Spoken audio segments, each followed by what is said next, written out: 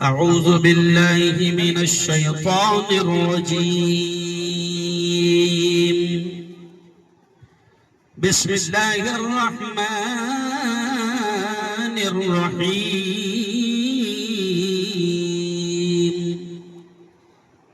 या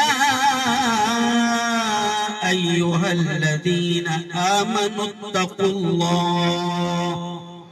हक़्क़ तुक़ातिह वला तमूतुन्न इल्ला व अंतुम मुस्लिमून।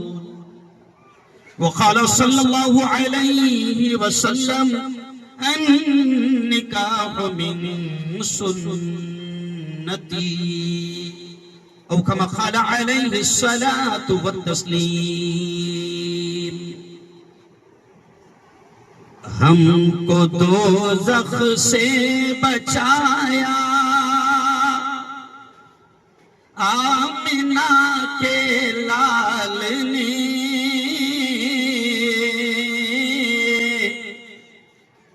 बाग जन्नत का दिखाया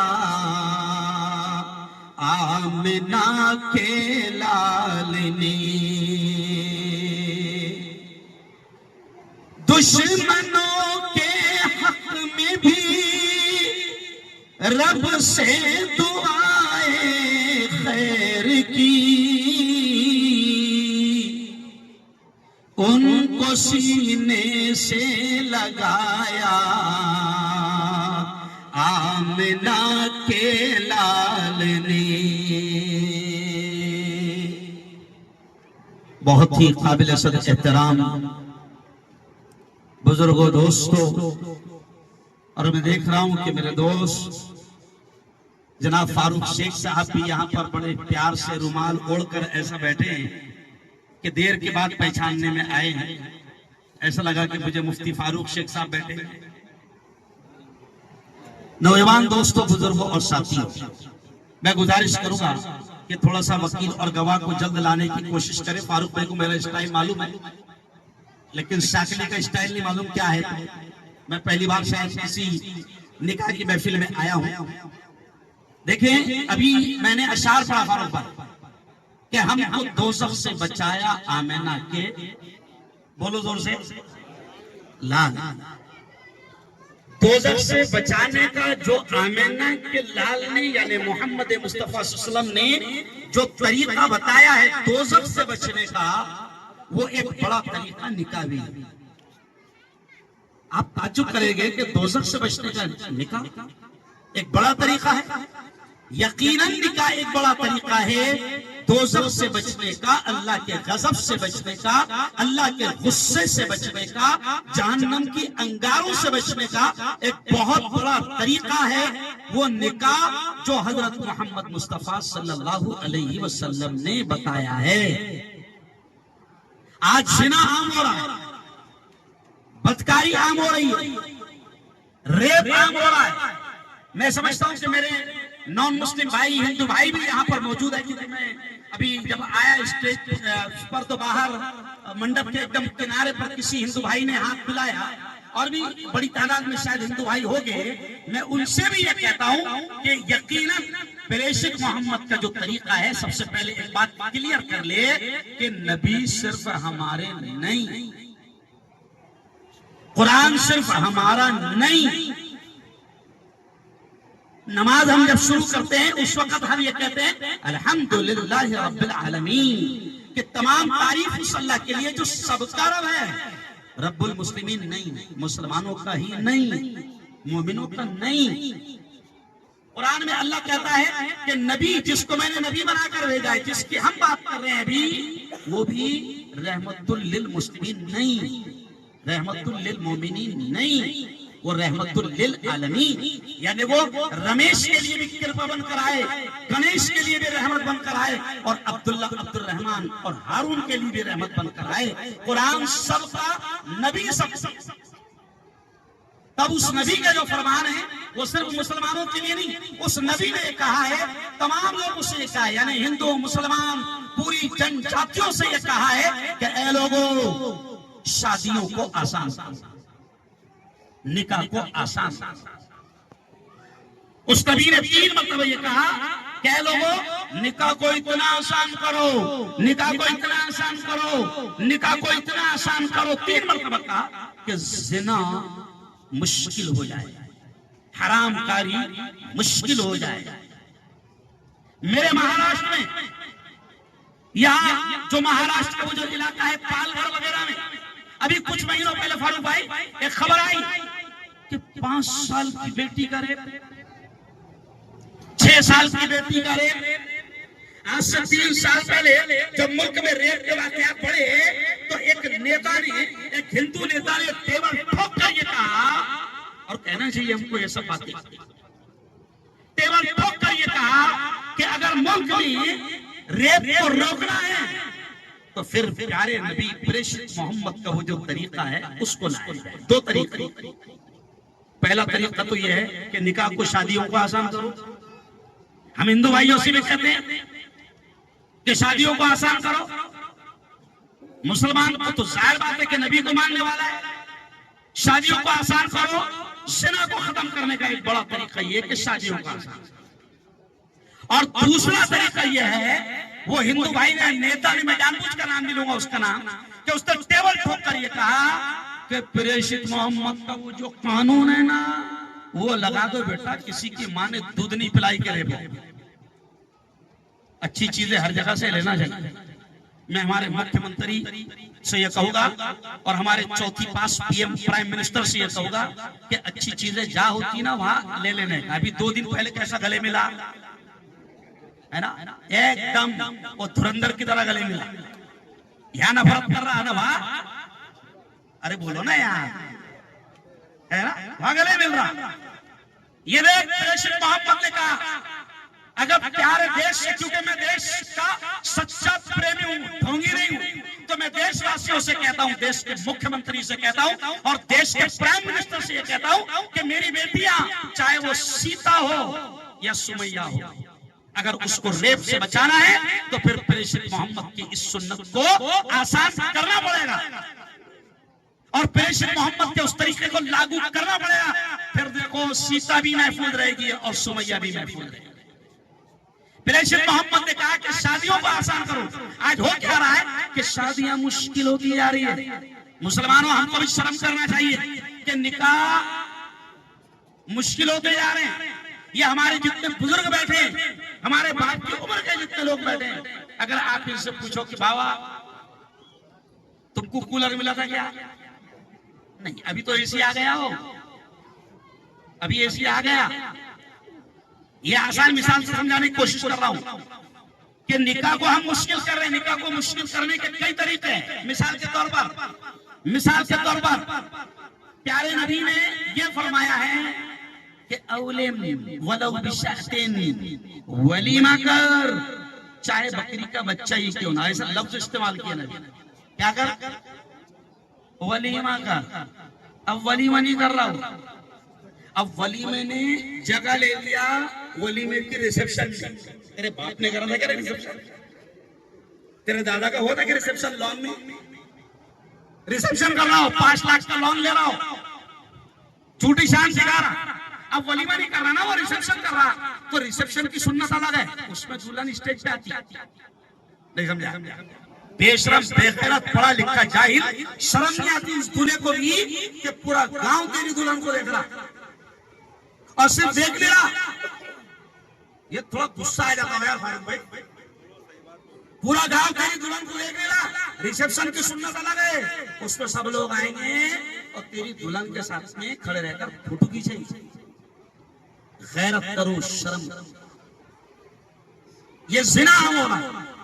निकाह नबी की सुन्नत थी, जिना को खत्म करने के लिए तुमने नबी की सुन्नत का जनाजा निकाला और मजाक बनाया, और वो क्या हो गया? वो जिना हो गया। अब तुम क्या तमन्ना कर रहे? अब आखिर में काजी साहब दुआ मांगेंगे, असलम सर है नहीं क्या भाई चले गए? वो दुल्हन का बाप जो रहता ना, वो बहुत परेशान है।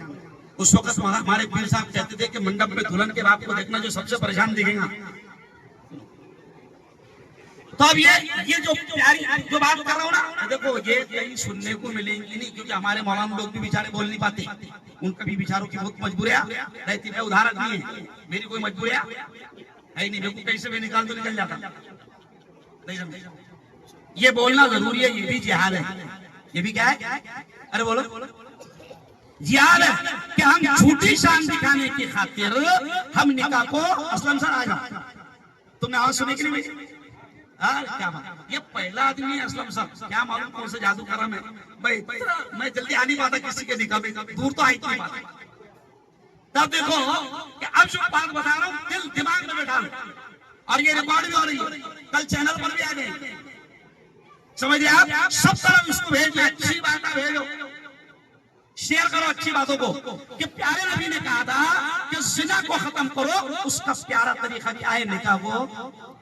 अरे बोलो, आसान है ना। हम निकाह को क्या कर रहे हैं, मुश्किल कर रहे हैं। अच्छा फिर काजी साहब तो मांगेंगे आखिर में, अल्लाह इस जोड़े में ऐसी मोहब्बत डाल जैसे आदम में ना। अरे बोलो ना यार, याद हो गया ना, सबको याद हो गया हवा में थी। फिर आखिरी जुमला क्या बोलेंगे काजी साहब, अल्लाह इस जोड़े में ऐसी मोहब्बत डाल जैसे मोहम्मद मुस्तफा सल्लल्लाहु अलैहि वसल्लम और उनकी हमारी माँ आयशा में। मेरे पीर साहब मरहूम हजरत शेख जुल्फकार नक्शबंदी, जिनका चंद महीनों पहले इंतकाल हुआ। मेरे पीर साहब ऐसे पीर जो पूरी दुनिया के लाखों उलमा के पीर, बावलों की पीर नहीं, एक रहते बावलों की पीर, तू भी मत पढ़ नमाज, मैं भी नहीं पढ़, और एक रहते उलमा के पीर। तो उलमा के पीर भी क्या होंगे?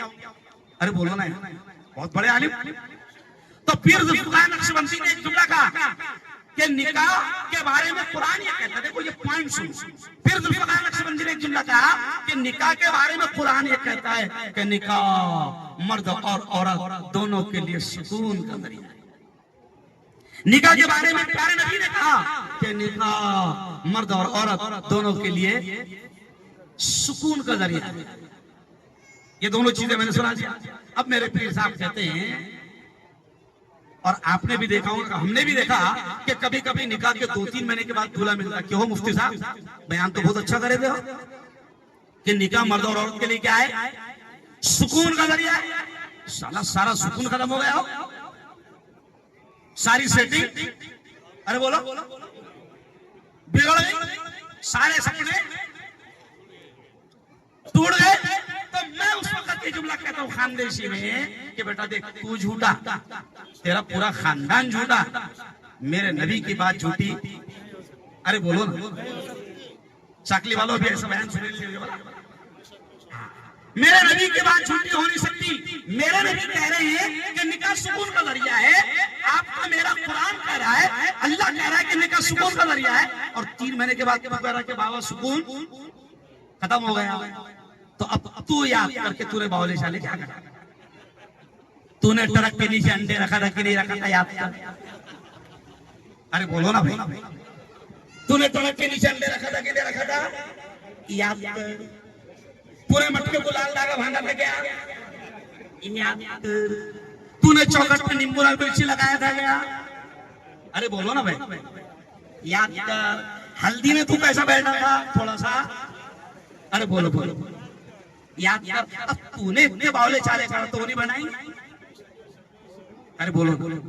अभी कल औरतों में मेरा बयान, कभी औरतों को समझाना पड़ता, कभी कभी कल औरतों में बयान था तो मैंने औरतों से कहा कि औरतें क्या बोलती है, मुफ्ती साहब, क्योंकि मैं भी थोड़ा सा भावा है, अभी भले फिलहाल टाइम नहीं मिल रहा, लेकिन भावा तो मैं है।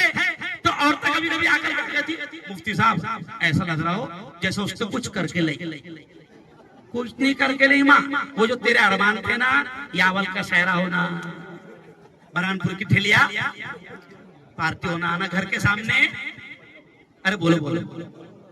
तो वो जो तूने नबी के अरमानों का कत्ल करी ना, मर्डर करी जो नबी के अरमानों का, वो भंडार जिंदगी में कभी सुकून, अरे बोलो, हंसी हंसी में बहुत बड़ी बात समझा, अल्लाह करे क्या समझ।